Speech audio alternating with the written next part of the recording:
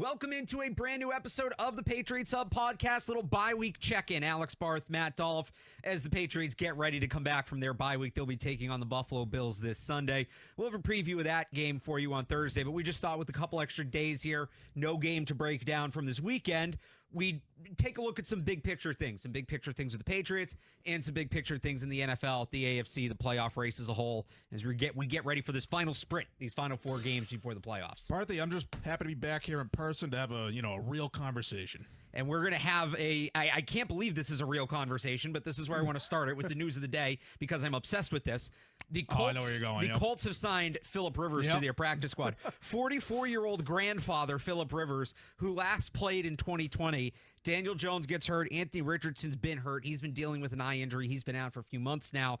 Riley Leonard has been their backup. He's week to week with a knee injury. And then they also have Brett Rippon on the practice squad. This has to hurt if you're Brett Rippon or any free agent quarterback under the age of 30. Seriously. But Phillip Rivers has a good relationship with the Colts coaching staff from his one season there in 2020. I saw J.J. Watt mentioned. Rivers, a lot of people know, for those who don't, since he retired, has been a high school coach, and he's actually run the Colts offense at the school where he coaches, so he's intimately familiar with the offense still to this point. The Colts are currently the last team, or the first team out of the playoffs, 8-5, 1 game back in the division. They lose the tiebreaker to Houston for the 7 seed. It sounds like, based on the reporting, there's a chance we actually see Rivers play. Like, this isn't some just get him in the building to teach Riley Leonard thing. Really makes that, the 1 seed, you wouldn't necessarily get it, but that 2 seed, even if the Patriots fall there, we're going to be watching the bottom of those standings, because to me, there's a big difference between facing the Jaguars, the Chargers, the Colts, if they somehow back in, versus, could be Houston there, could be Buffalo there, could be Baltimore there, Pittsburgh, wherever you want to put them. Like, very different story depending on what happens with that 7 seed. Well, the Colts are slipping out of it, right? So this feels like a desperation move, but like you said, like, no guarantee that Phillip Rivers actually plays. He must be hurting for money. All those kids and grandkids, that's a lot of Christmas shopping, Barthy. I think he just loves ball. Oh, he definitely loves ball. You can't take that away from Phillip Rivers. No. I feel like people might have accused him because of, like, his demeanor. Yeah. He didn't care about football that much. He was just talented. But no, I think he was a competitor. He was legit. He's also currently a semifinalist for the upcoming class of the Pro Football Hall of Fame.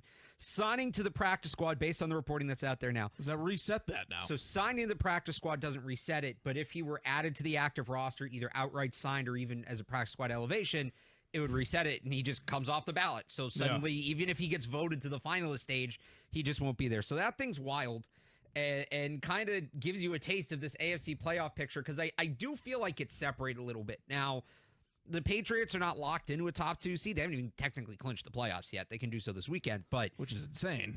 You have the Patriots and Broncos at 11-2. If those 2 teams finish with the same record, whatever that record is, the Broncos hold the tiebreaker based on conference record and common opponents.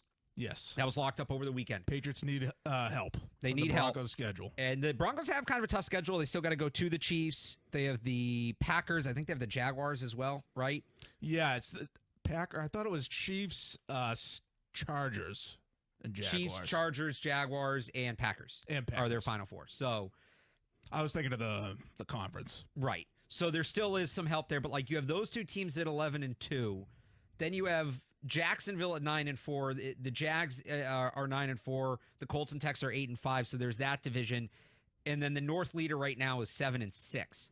So it does kind of feel like if the Patriots take care of business and win the division, they should be in play for a top 2 seed. Now, this isn't what it was last time they made the playoffs. There's a huge difference, or back in the day when they were making the playoffs, like there were 7 teams. Obviously in 21, they were that 7th seed. But there's a big difference between 1 and 2, but it does feel like if they take care of business against Buffalo down the stretch here, they should be in 1 or 2. They would have to fall pretty bad to get below that. Yeah, honestly, it's probably kind of comforting for them, right, to just be able to focus on themselves. Like, they need help to get that number 1 seed, and today there's nothing they can do about that, right? So just focus on yourself, win as many games as possible, get as high of a seed as possible, and look, I'd be worried if they end up in the 2 seed or the 3 seed based on who's lurking down there at the bottom of the playoffs. But what can you do about it? Like the Broncos keep winning and the Patriots keep winning. This is the bed they made. So that will be the scoreboard watching continues. But to me now, obviously we're watching the Broncos. but it's more okay. Like, who's going to line up as the opponent? Who gets the 7 seed? Potentially, if the Patriots don't get the bye, and then if the Patriots do get the bye, what happens? I think really you're looking at the AFC North, and then maybe who gets that 5 seed. Is it Buffalo? Is it the Chargers for, that potential first-round matchup in the divisional round? Give me a Southern team, Dome team, Chargers, Jaguars. Not necessarily the Texans. Their defense scares me, but, like, give me one of those soft Southern teams that we know what they are, and that would be the ideal matchup. And I think you hope between the Broncos, the Bills, and the Texans, at least 2 of those teams play at least once before you get to them, and maybe you even get a scenario, depending on how it lays out, that I think the ideal scenario is if the Patriots get the 1, the Broncos have to play the Texans in the first round, and then the Bills in the second round. And so then you're only getting one of those 3 teams. You would have to take care of business against whoever, probably the AFC South winner, if I'm doing my math correctly, which is a chance I'm not. And then it would be the winner of that gauntlet in the AFC Championship. Yeah, the Texans would still scare me, Barthy, because of that defense, and it feels like they're peaking at the right time of the year. Is there a better unit in the AFC, like offense or defense, a better side of the ball in the AFC than the Houston Texans defense? Yeah, no, I think that's a fair point. I think that you could make that case for sure. The Patriots offense, as a unit, you couldn't really rank them at the top of the league. It's just Drake May, and like they have good players. They're definitely one of the better offenses in the AFC, but I don't think they are the threat to defenses that the Texans' defense is to offenses. Yeah, I think that's fair. And the Broncos' defense wasn't, far behind the Texans, but like it's close. I think the Broncos' defense is probably, I don't think stable's the right word. I think it's a little deeper. I think it's a little more steady would be the right word. The Texans' defense just explosive. Their ability, the Broncos' defense does a great job of stopping offenses. The Texans' defense is much more of a playmaking defense than Denver. And in the playoffs, you give me the defense that makes plays. Like, nothing wrong with the Broncos. Like, they are a lockdown defense, but they are not making plays, I think, the way Houston is defensively. Yeah. And I know you said, like, Western team, dome team, but that's why the Texans will still scare me, is because of that defense. Well, they play in a dome. And they go to Kansas City this weekend, and they knock off the Chiefs in a tough environment. I know that line was banged up, but, like, that's not an easy place to play. So that thing travels. Box check. I just think back to 2018, Barthy. You put yourself in the shoes of where we were at that time. Yeah. We didn't know what the Patriots really were going to do that year. It didn't feel like they were going to go on much of a run, right? They kind of backed into the playoffs. It felt like they were going to play on Wild Card Weekend for a bit, and then here come the Chargers on a cold December afternoon, and they get January afternoon, and they get absolutely waxed. So give me that. Give me the West Coast team coming out here and playing in the cold. All right, let's move on to some Patriot-centric stuff. It is the bye week, and Mike Vrabel talked about that this week, and we talked about it with David Andrews yesterday. If you didn't check out that podcast yet, Patriots Hub Podcast, wherever you get them. And on the Sports Hub YouTube page, we did some Q&A with David Andrews, got into some more big picture stuff, and he mentioned during the bye week some of the things you might do as a team. It's self-scouting, right? So, okay, what do we do well? How do we kind of maximize that? What do we do okay? Can we improve it, or do we need to dump it? And then what do we not do well? Can we afford to dump it? And if we dump it, how do we replace it, right? That sort of thing. So I thought maybe let's step in those shoes from the outside looking in for the bye week. So, and I got this question in the Patriots mailbag this week, which is up now at 985thesportshub.com. Check it out. Thank you to, I don't have the name of who sent me the question, but it was a good question. Thank you very much. If you were game planning for the Patriots, like, what would you do? How would you attack it? So we usually do these preview shows where we kind of break it down, right? Offense, defense. So let's look at it through the mirror, right? If we were talking about the Patriots as an opponent, and we'll start with what I think is a little bit of an easier one. Our hypothetical offense versus the Patriots defense. Like, what's the game plan? What are you looking for? How are you attacking them? Well, so wait, we start an offense or defense? Like, how do we attack our hypothetical offense? So, okay, our hypothetical offense against the Patriots defense. So for me, right, like I'll go first to just explain it because I don't feel complicated. So I'm looking at got to come out play action heavy. Patriots are bottom 10 in the league against play action. I haven't seen a lot of it, but they're bottom 10 in the league against play action in terms of yards per play. I'd come out, run a lot of play action, and then off of that, I'm trying to hit the tight end. I'm making the tight end a volume target. They've struggled to cover tight ends. And then I'm mixing in some shot plays with a speed receiver from the slot because they've struggled with that as well. I try to run the ball. Now, is it the Patriots today or the Patriots big picture? If it's the Patriots today, Milton Williams is out. they haven't been able to stop the run. I'm trying to run the ball up the middle as much as possible to build off that play action. If Milton Williams is back, I'm probably running to the outside more.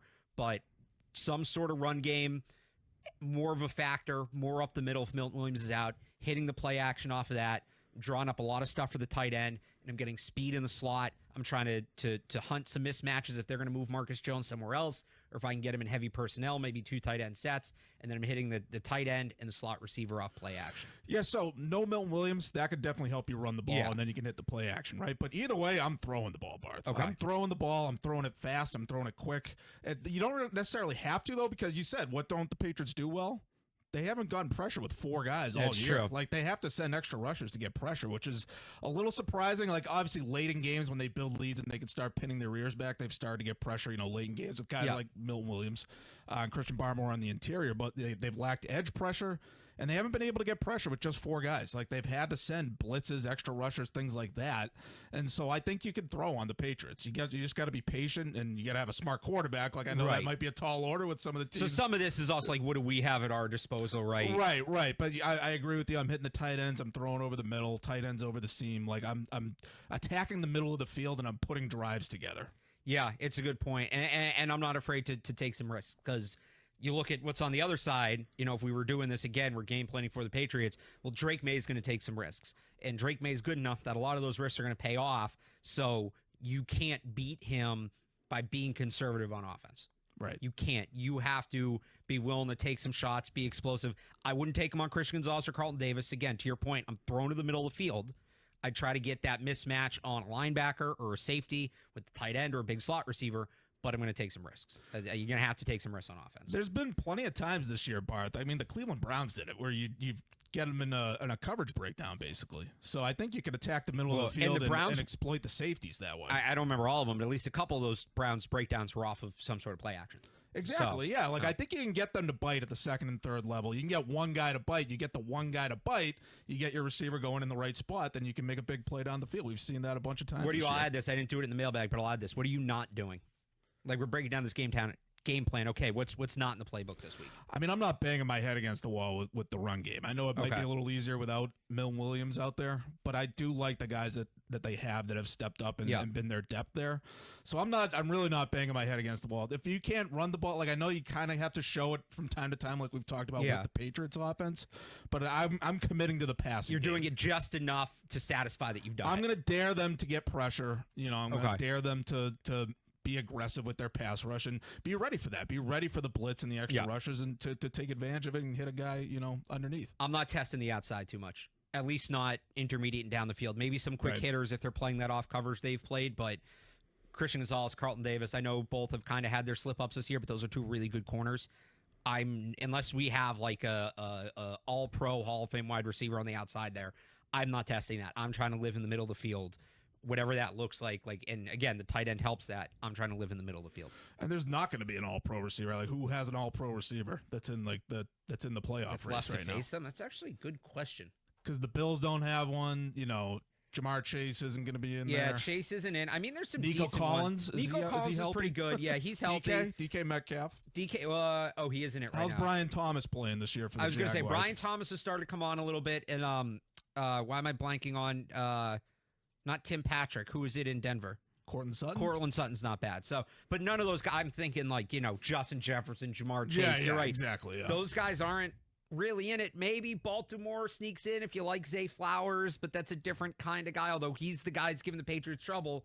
But that is again, receivers are kind of down in the this middle year. of the field. Now that we talked this through, are they down or are they all in the NFC? They might all be in the NFC. I think they're all in the NFC. Jack Smith and Jigba, Justin Jefferson, which is funny because all the good corners are in the AFC. So yeah, maybe those 2 things are related, honestly. Super Bowl clash. All right, let's go over to the other side of the ball. What are we going to do about Drake May? What are we going to do about Drake May in this offense? My answer, I'm going to just copy and paste what I've been saying when the Patriots play the Bills for the last 5 years. I'm playing conservative. I'm getting back. I'm taking away the deep ball. I'm taking away the intermediate on the sideline. I'm trying to encourage the run. If it's short passes, fine. If you're going to beat me, you're going to have to drive 8, 10, 12 plays. Go the full, earn the full 70, 80 yards, whatever it is. I'm going to, especially when I get to the red zone, high red zone, I'll let you complete the stuff underneath. Get in a 1st and goal. Go ahead. I've seen what you look like in the end goal. I'm making them march and earn every inch and make Drake May be perfect. And if he does it, I'm just going to tip my cap because you can't give up the big plays. You can't give up the explosives. Yeah. Like what we want to do offensively against the Patriots defense, ironically, we want to make them do that themselves. Right. We want to make Drake May march all the way down the field without making a mistake. Like, I think generally that's got to be the plan. And I think you're right. Take away the deep ball. Like, it feels like nobody's even trying to take away the deep ball. I know Drake not as much as they should. I know Drake May has been pretty much the best deep ball thrower of all time this season. But like, it feels like teams aren't getting back as much as they should. Yeah. No, you're right. But maybe it changes after the bye. Buffalo will be interesting. Oddly enough, this is the first time they'll have seen a team twice this late in the year because they still lose Miami. So they'll have a chance to make some adjustments. We'll get in the Bills game in a little bit. There is Milton Williams not being there's a big adjustment. That's the other side of the ball. Yeah, I'm playing conservative, and if Drake May wants to scramble and wants to run, I'm letting him run. Because he will take a sack rather than try to force a bad throw, which is a good thing from where he was last year from a Patriot standpoint. But approaching it, it's like, okay, we'll take the sacks then. Considering like he's not the runner Josh Allen is, I think that's where the biggest difference is when people throw that comparison out. And Vrabel talked about it this week. Allen's a little bit bigger, and he can throw his weight around in a way Drake May can't. Drake May's probably going to go down once he gets what you're giving him. You can't let him run around on you all day, obviously. But the one difference to me between, again, I'm kind of copy and pasting the Josh Allen defense game plan. The one difference would be I don't want to let him outside the pocket because I'm worried about him throwing outside the pocket because he's very good there. If he wants to step up and run, I'm kind of okay letting him, at least early. If he really starts to kill you, adjust. But I'm kind of okay letting him if it means you're going to be more aggressive in the rush and maybe get him to take some of those sacks versus getting hit or forcing a bad throw. Yeah, keeping him in the pocket is easier said than done. Yeah, right? but that's. But I guess I'd rather him stay if he's going to leave the pocket because he's going to have a way to leave the pocket no matter what you do because you can't blitz him. You cannot blitz him. You're going to be rushing with 3 or 4. I'd rather him step up and run than peel out to the outside. And now he's got all this time out here because once he steps up, like he can only step up so much. Now he's over the line of scrimmage. He can't throw the ball. Yeah. When he rolls out, we saw what he did to the Bills in that first game. He can roll out to his right and the whole field's still available to him. That's where he's at his most dangerous. I don't want him getting out there. Yeah, look, stepping up and running, I'd almost give that to him. Right. If he does that, like, you're okay. If he's not hitting 50-yard deep balls down the field, down the sideline, like, you'll take him just running for 6-7 yards and getting tackled, right? Right. For sure. And, like, yeah, I want to take away the big plays. I feel like teams aren't really committing to that as much as they have. Because, like, if you think about it, Barth, we've seen what it's like when there's pressure on Drake May. We've seen how he's played well with under duress from the pass rush. We've seen what it's like when there's too much pressure. We haven't really seen what it's like when he's got nowhere to go with the ball. Right? It feels like he always has somewhere to go with the ball. I know he's fit the ball into a lot of tight windows, even with the deep ball this year. But it feels like there hasn't been a game where the team has really locked him down in terms of coverage. So I'm interested to see if a team can actually pull that off. It might not be until the playoffs when you play the Texans or the Broncos. It's not going to be Buffalo the way this defense has looked. But you're right. It might be the playoffs, but it is going to be interesting when they get there. The one thing you're avoiding, I already said, I'm not blitzing. I'm really just not going to blitz him. He's been so good against the blitz. Maybe I mix in 1 or 2 late, really like send everybody and force him to make that quick throw, but I'm really hesitant to blitz him. Yeah, absolutely. Yeah, absolutely not. Because I think Josh McDaniels will be ready for that, especially. Like I think they'll be ready for plays like that. So no, you got to drop as many guys into coverage as you can. Hope that you can get pressure with 3 or 4. It's funny how it's like kind of the inverse of what the Patriots want to do, or what we would want to do against the Patriots. But like, yeah, if you can get pressure with 3 or 4 and flood the rest of the field with coverage, especially on the outside and the deep ball, like I think you could be in pretty good shape there. But easier said than done. We haven't seen an opposing offense really do enough to put it all together there against Drake May. Any special teams thoughts? Just don't kick it to Marcus Jones. That's my one big one. I'm kicking that ball out of bounds. I'm not giving Marcus Jones a chance. Right. Yeah. I mean, I don't know why anyone would even kick it in his direction at this point. They're still doing it, though. Yeah. I'm with you, but they're still doing it for some reason. We'll see if the Bills do it. Keeping with the theme, bye week, self-scouting. We'll do offense and defense again. Whether it's a player, whether it's something schematic, like whatever, one change you want to make them see, or maybe a trend that started developing really late before the bye, the last game or two, that you'd like to see them build on and continue here in these final 4 games? I feel like Stephon Diggs has been a little quiet last few weeks. So his usage has gone down. I wonder if that's a workload management thing. Vrabel's talked about that. I do want to know, like, the game in Buffalo was obviously different. That was on another level, but he was so locked in and just so in an unbelievable headspace for that game. I am curious if we get that version of him again, even though it's here, because it's against the Bills. We've seen what he can do in Bills-Patriots games at Gillette. It won't be J.C. Jackson on the other side, but they've got, Tre'Davious White is how old? But, yeah, sorry, I just want to add some context there. Continue. I lost my train of thought there. Stephon Diggs adjustment. Stephon Diggs adjustment, yeah. Like, I just think he's been quiet in terms of production. I would like to see him reemerge as that go-to guy. I thought the offense really looked at his best in the middle of the season when he was starting to emerge and get, the high volume that we talked about. So if they can get him the volume, like especially what we're talking about, if you make Drake May march down the field, Stephon Diggs is going to be an asset to just move the chains and get him down the field. So I hope that they can sort of reestablish that. And I'd love to see Travion Henderson start to emerge as a pass-catching threat. Like, I feel like we haven't seen nearly enough of getting him the ball in space in the passing game. Just a little swing pass or something like that. Yeah. Like, get him the ball in the flat and, just throw him a little dump off and see if he can turn that into a big run. Like, I feel like we haven't seen nearly enough of that this year. I'd love to see more of that. So this is where I'm kind of with you. Mine's on the running backs. They bring back Josh McDaniel. The running back usage for the last few years has been a mess. They just keep running Ramondre Stevenson into the ground, and then there's nobody left. And then they bring back McDaniels. Now Travion Henderson's in the picture. And it's like, all right, like Josh McDaniels is so good. The fantasy players hate him because he's so good at mixing and matching running backs. And this guy in this situation, this guy in this situation, this guy in that spot. We're going to make sure that, everybody's fresh at the end of the year. And they haven't done that. Some of that has been circumstance. Travion Henderson just wasn't, he needed some time at the beginning of the year, but he looks a lot more comfortable now. He looks a lot more in control. Then Ramondre Stevenson got hurt, so you couldn't use him, and I think they've kind of eased him back the last couple weeks, but now Henderson's good to go. Like, he looks a lot more in place. Both guys are healthy. Neither one was on the injury report at the end of last week. So, like, I want to see, and we're getting late in the year now where these defenses are kind of worn down. I want to see Josh McDaniels have some fun with this running back room, and maybe it's not purely early down, passing down like the James White, LeGarrette Blount thing. Maybe it's a little more split up because both guys can do a little of both. To your point, Travion Henderson is a pass catcher, and his pass blocking has started to improve, which is going to help that. But give me like a really healthy 50-50, 55-45 mix of those two. Pick your spots with them, and let's see if we can get both guys going fresh late in games. You mix in a little bit of Terrell Jennings, maybe some of those short yardage spots. Spell him, short yardage. I want to see Josh McDaniels start to really get in his bag with these running backs because he can do it. I've seen him do it before. The circumstances haven't necessarily allowed him to do it for most of this season, but I think they're now in a spot at that position where they can truly maximize it. Yeah, so you go back to the Giants game and how aggressive they were, how physical they were running the ball, how confident they looked. I thought Travion Henderson, like, he's up near the top of the list of guys that, like, he looked surprisingly confident. Like, he looked more confident than we were expecting, more confident than he had looked throughout the season. So I feel like he's starting to finally, sort of put it all together. And so I feel like he's feeling confident. And so I feel like you can start to, mix in more plays, and it might be a little strong to say unleash him, but like, start to integrate him a little more than you have, especially in the passing game. And I thought Ramondre Stevenson in that game too ran as hard as I've seen him run in a long time. So I feel like both of those guys are maybe going back, well, even at the start of the season, because Henderson clearly needed a couple weeks.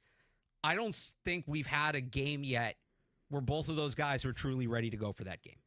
And that's that's just life in the NFL. It's not to blame anybody, but like, I don't think we've had one game where you had both Ramondre Stevenson and Travion Henderson in a spot where you felt really good about where they were both at. It was like one or the other. Right, exactly. Yeah.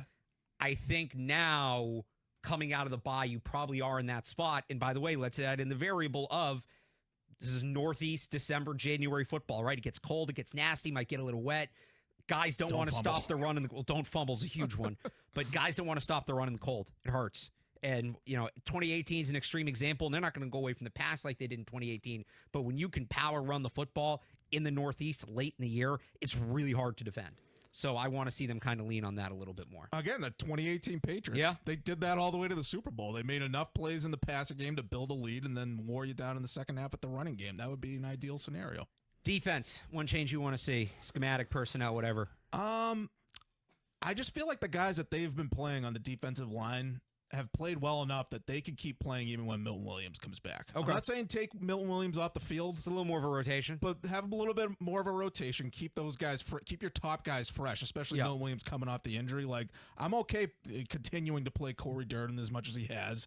Elijah Ponder's a guy that has flashed, and he looked good, going back to camp. Yeah, and they played him a little bit on the inside last week. Yeah, and like what I'm thinking about is Harold Landry, Barth. I'm glad you said this. I was going to say this. He's playing through something probably injury-wise. Yeah. Like, I feel like he's just been slowed down the last several weeks. Maybe the bye week helped. Maybe he's fresher.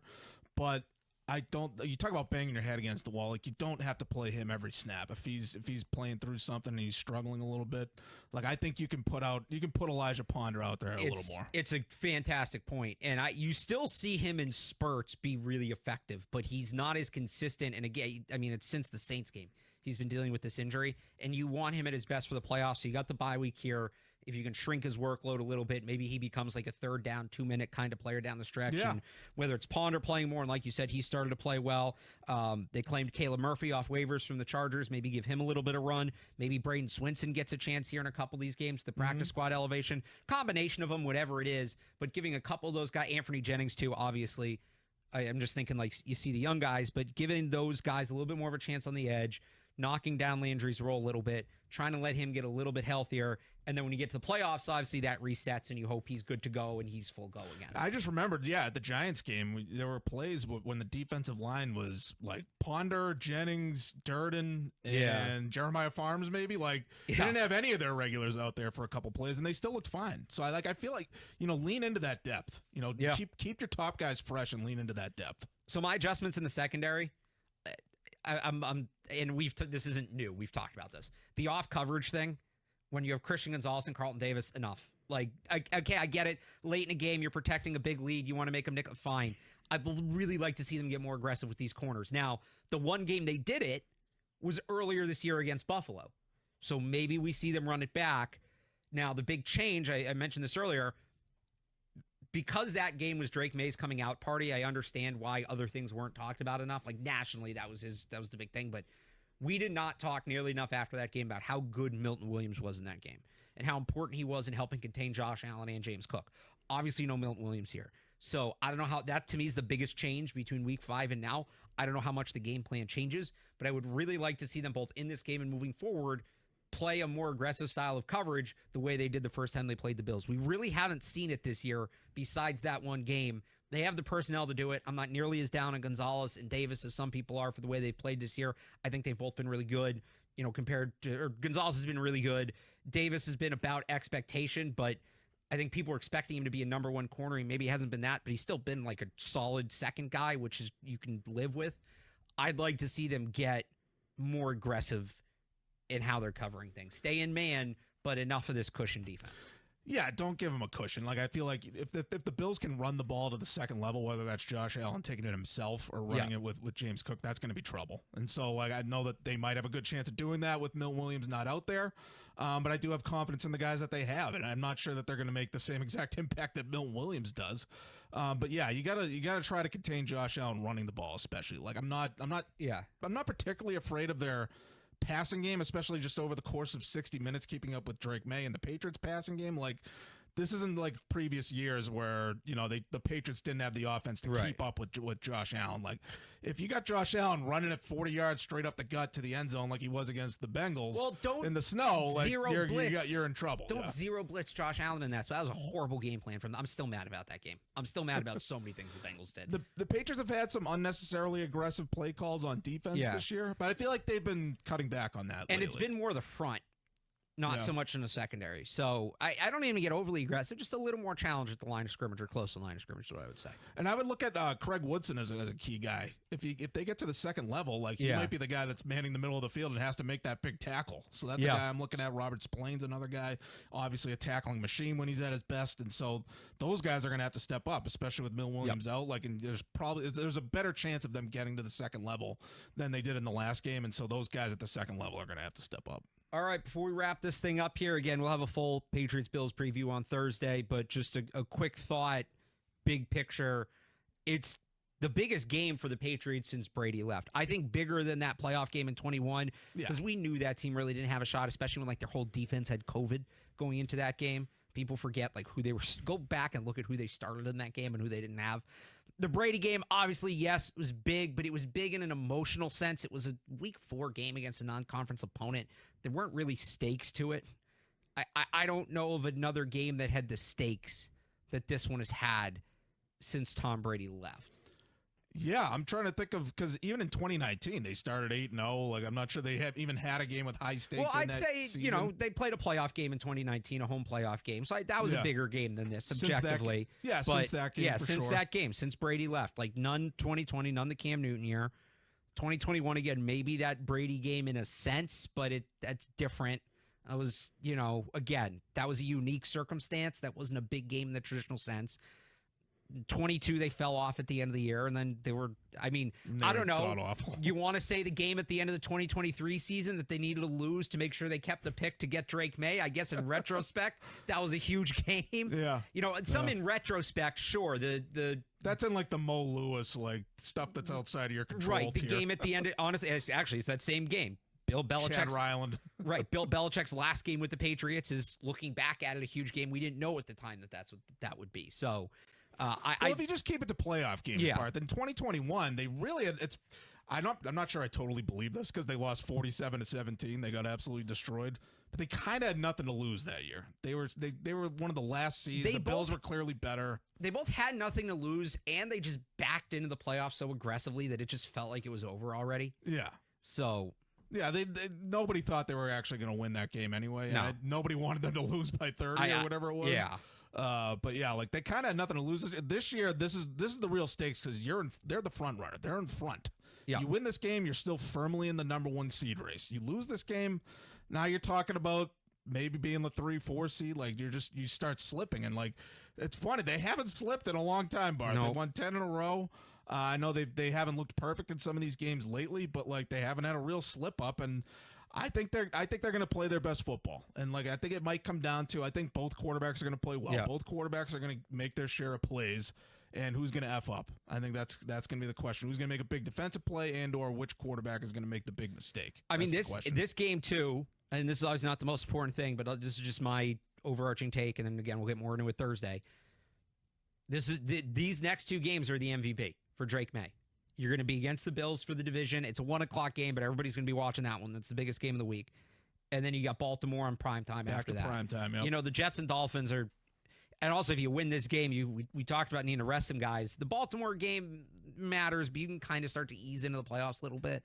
But this is I think I looked this morning. I think Matt Stafford's back to being the favorite, I believe. Oh yeah. But it's still narrow between them. Drake May has a big game. He's going to jump ahead again.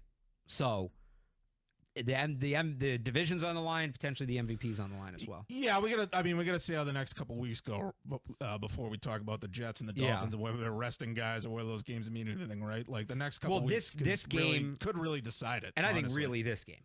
Yeah. That Baltimore game, I mean, there's still you're hunting for the 1 seed, but once you get the division, I have to look at the stand. I don't think they lock up a top 2, but they would kind of sort of they'd be 2 up with 3 to go. Okay, the Steelers are only 7-6. I was going to say they lost to the Steelers. Yeah, the winner of the AFC North is not getting to the 2 seed. It's basically now the Texans could run the table. The Texans could very well run the table. They have the Cardinals, the Raiders, the Chargers, and the Colts to end the year. So if the Texans win that division, they're at 12 wins. The Patriots, if they beat the Bills, they're at 12. I don't know who has that tiebreaker, honestly. I would assume it's the Texans because it seems like the Patriots have none of the tiebreakers. They can't go one. They're not going to lose to the Dolphins and the Jets. Right, and then they would have to lose out. So, the Jaguars can get to 13 wins. If they win out and win that division, they have the Jets, Broncos, Titans, and Colts. For that Broncos game, that's in Denver. That's going to be tough. So 12 wins should probably, as long as you don't massively implode, get you the 2 seed. And if you massively implode, you don't really want to back into the 2 seed anyway. You have bigger issues at that point. So, you win this game, you win the division, you more or less lock up a top 2 seed. We'll see what Denver does. They've obviously got some tough games coming up. We still got a couple weeks of a big one against the Chiefs, but the Packers is going to be tough. A lot to be determined. A lot to be determined at Gillette Stadium on Sunday. We will get more into that game on Thursday in our game preview Patriots Hub podcast. Back from the bye, back into the routine. You can check that out. Make sure to subscribe, Patriots Hub Podcast, wherever you get your podcasts. Also on the Sports Hub YouTube channel. We'll have more written coverage coming on 98.5thesportshub.com as well. Jake Seymour, thanks for sitting in, making sure everything was running correctly. Thanks, Jake. For Matt Dolloff, I'm Alex Barth. Thanks for tuning in, and we will talk to you on Thursday.